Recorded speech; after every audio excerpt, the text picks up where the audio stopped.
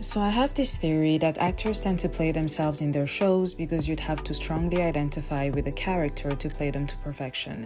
One perfect example here would be Jacob Elordi playing Nate Jacobs in the show EUPHORIA.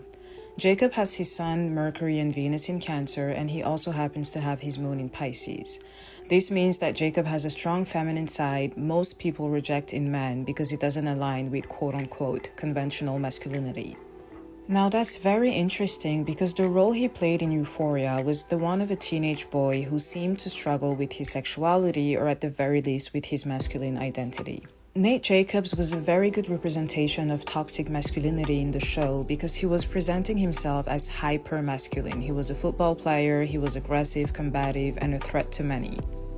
Some could even go as far as calling him a bully or a stereotypical toxic jock. We realized later in the show that all of it could be an act or a facade to prevent people from finding out how he really felt inside.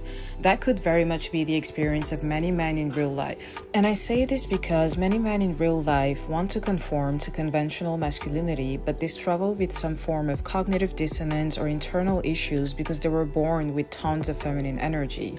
I believe Jacob Elordi even disclosed that he used to be called gay in school because he was into acting and more embracing of his feminine side.